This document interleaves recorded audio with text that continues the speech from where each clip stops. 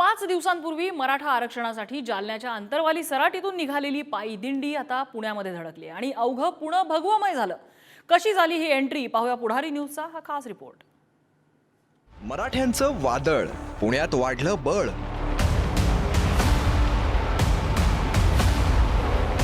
26 तारखेला पश्चिम महाराष्ट्रासह कोकण, विदर्भ, खानदेश, मराठवाडा आणि मुंबई मराठेच घरी राहणार।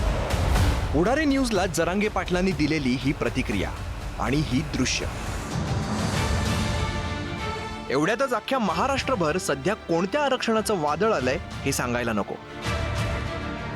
जालन्याच्या अवघ्या 3000 लोकसंख्येच्या अंतरवाली सराटीतून निघालेली मराठा आरक्षणाची निश्चय दिंडी आता मुंबईपासून काही पावलं दूर राहिलीये आणि त्याआधी पुण्याचे रस्ते या मराठ्यांच्या भगव्या वादळानं रंगलेत। जिकडे नजर जाईल तिकडे फक्त मराठ्यांचं तुफान आणि मराठ्यांचं भगवं वादळ। जसं जसं एक पाऊल पुढे जाईल तसं तसं मराठ्यांच्या आरक्षण दिंडीचं बळ वाढताना दिसतंय। कडाक्याची थंडी असो की रणरणतं ऊन, कशालाही न जुमानता लाखोंच्या संख्येने मराठ्यांचं वादळ पुण्यात दाखल झालं। गेल्या 5 दिवसांपासून जवळपास अर्धा संसार सोबत घेऊन लाखो मराठा समाज बांधव या दिंडीत सहभागी झाले। मराठा आरक्षणाची पायी दिंडी पुण्यात दाखल होताच प्रशासन अलर्ट झालं। पुणे पोलिसांनी जरांगे पाटलांची भेट घेत जरांगेंना शहरातून पायी दिंडी नेण्याऐवजी शहराबाहेरून नेण्याची विनंती केली। माणुसकीचा विचार करून तुम्ही आता शहराच्या बाहेरून आपला मोर्चा मुंबईकडे मार्गस्थ करण्याचा निर्णय घेतलाय का नाही घ्या असं मला म्हणायचं आहे की हे बघा, कधीतरी सकारात्मक असला पाहिजे माणूस। हमेशाच आडमोठ्या भूमिका आणि मी आडमोठ्या भूमिकेतून मोडत नाही। आपलेच कोणी घरातलं जर ऍडमिट असलं तर मग किती जीव जळण आपला। दुसऱ्यानं असं केल्यावर बारीक लेकरं येतं, वयोवृद्ध येतं, ऍक्सिडेंट झालं, एखादं मेलं तर मग काय। म्हणून मी म्हणलं बाबा तसं काय नाही, आम्हाला काय पुणे शहरात हिंडून विदूषकपणा नाही करायचा। पेशंटच्या कारण असतो आपण ते रूट मनाने आपणच बदलेला, त्यांनी बदलेला फेदलेला काय आणि मग मला तसं आड चाललं ना मग मी मुद्दाम जात असतो। मराठ्यांचं भगवं वादळ जसं जसं शहराकडे वळू लागलं तसं तसं सरकार दरबारी हादरे बसू लागले आणि सरकारच्या कामाची गती वाढली। मराठवाड्याचे विभागीय आयुक्त मधुकर राजे अर्दड यांनी मनोज जरांगेंची भेट घेतली। ही भेट ज्यावेळी झाली त्यावेळी त्या शिष्टमंडळामध्ये सरकारचे मुंबईतील एक प्रतिनिधी सुद्धा समाविष्ट होते। मात्र या भेटीमध्ये जो 3 कलमी प्रस्ताव आणण्यात आला होता तो मनोज जरांगे पाटील यांनी फेटाळून लावला आणि मनोज जरांगे पाटील पुन्हा एकदा मुंबईकडे रवाना झाले। सरकारकडून आतापर्यंत अनेकदा जरांगेंच्या मनधरणीचे प्रयत्न झाले, अनेक आश्वासनं दिली, पण जरांगे मात्र आपल्या भूमिकेवरती ठाम आहेत। आता दिलेल्या प्रस्तावात 54 लाख कुणबी नोंदी सापडल्या ही सकारात्मक बाब असल्याचं मान्य व्हावं। गावागावात आरक्षणासाठी सर्वेक्षण सुरू झालं असून त्याला चांगला प्रतिसाद मिळतोय। क्युरेटिव्ह पिटिशनवर आज सर्वोच्च न्यायालयात सुनावणी होणार आहे, त्यातून आरक्षणाला दिशा मिळणार आहे। म्हणून मुंबईचा दौरा टाळा असंही आवाहन अधिकाऱ्यांनी केलं। जरांगे पाटील येत आहेत, त्यांच्यासोबत लाखो लोक आहेत आणि याचा परिणाम कदाचित वेगळा असू शकतो याची जाणीव असून देखील सरकार कुठं तुमच्याकडे किंवा या समाजाकडे दुर्लक्ष करते का? तेच तर एक आता आम्हाला एक प्रकार वाटतोय की इतका मोठा समुदाय येतो आणि त्यांनीच दिलेल्या शब्दावरती आम्ही बोलतोय आणि ते नेमकं त्यांनी दिलेल्या शब्दावरच काम करत नाहीये। बघूयात आता मुंबईत गेले। जरांगे आपल्या मागणीवरती ठाम आहेत, तर दुसरीकडे मराठा समाजाला मागास ठरवण्यासाठी सर्वेक्षण सुरू केलंय। पण दुसऱ्या दिवशीही या सर्वेक्षणात सर्व्हर मात्र डाऊनच राहिलाय आणि अनेक ठिकाणी खेळखंडोबा झालाय। महाराष्ट्र राज्य मागासवर्गीय आयोगाकडून मराठा खुल्या प्रवर्गाचं सर्वेक्षण चालू करण्यात आलेलं आहे।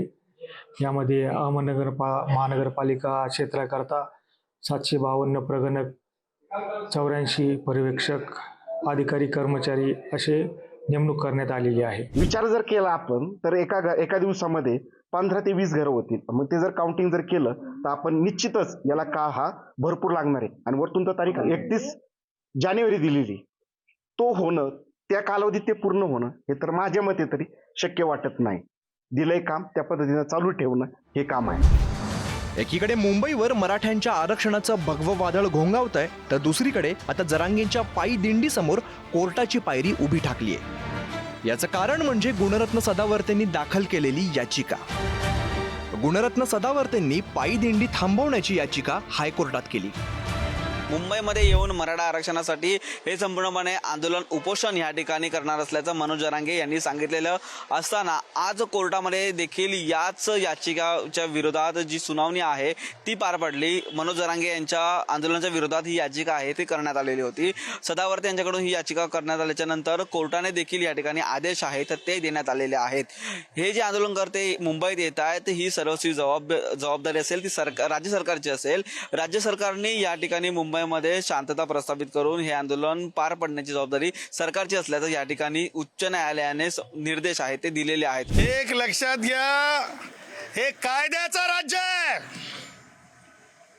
इथं बेकायदेशीर काही चालणार नाही. इथं ते आंदोलनच चालणार नाहीत. खजूर खायचं, दूध पियाचं, आमरण उपोषण म्हणायचं आणि लिहिलं जातंय म्हणे आमरण उपोषण राहिलो आणि खाण्यापिण्याची व्यवस्था करा.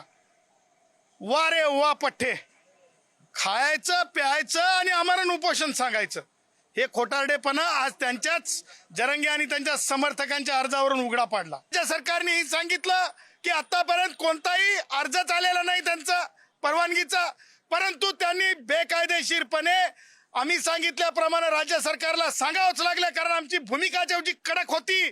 आम्ही सांगितल्याप्रमाणे की राज्य सरकारकडे कोणताही त्या प्रकारचा अर्ज आला नाही, तरी सुद्धा लाखांचा मार्च घेऊन, करोडोंचा मार्च घेऊन मुंबईकडे जातो. का जातो आम्ही वाचून दाखवलं. आणि म्हणून आम्ही माननीय उच्च न्यायालयाने ज्यावेळेस राज्य सरकारला विचारलं की तुमच्या अधिकारातली बाब आहे, त्यावेळेस आम्ही माननीय सर्वोच्च न्यायालयाचा निवाडा दाखवला. मी 4 दिवस झाले या पायवारीमध्ये सहभागी आणि आमच्या समाजाच्या ज्या भावना आहेत त्या भावना हे जे उद्रेक आहे ना, ही सुनामी जी मराठ्याची याच्यामधून प्रदर्शित होत आहेत. सरकारला एकच विनंती करतो आम्ही की सरकारनं मराठ्यांच्या भावना समजून मराठ्यांना सरसगट ओबीसी मध्ये आरक्षण द्यावं. आम्ही लातूरून आलेलो आहोत. आम्ही पायी रॅलीमध्ये आलेलो आहोत. आम्हाला सरकारकडून एवढंच अपेक्षित आहे की ओबीसी मधून मराठा सकल समाजाला आरक्षण मिळावं, हेच आमची अपेक्षा आहे. आम्ही जीव गेला तरी वापस येणार नाही. मुंबईत जाऊच दिलं नाही तर काय भूमिका असणार? गेल्याशिवाय राहणारच नाही. हा मराठ्याचा गनिमी कावा आहे. मुंबईत आम्ही काही करून जाणार म्हणजे जाणार. हा मराठ्याचा गनिमी कावा आहे. जरांगे आणि मराठ्यांचं भगवं वादळ आता मुंबईपासून अवघं एक पाऊल दूर आहे. आता सरकार हे वादळ आरक्षण देऊन थोपवणार की चर्चेतून मार्ग काढून काही काळ शांत करणार हे पाहणं महत्वाचं असणार आहे. कारण पुण्यातून जसं जसं मुंबईकडे सरकेल तसं तसं याची धग सरकारला बसणार आहे. ज्ञानेश्वर चौतमलसह विक्रांत शिंदे आणि तुषार झरेकर, पुढारी न्यूज, पुणे.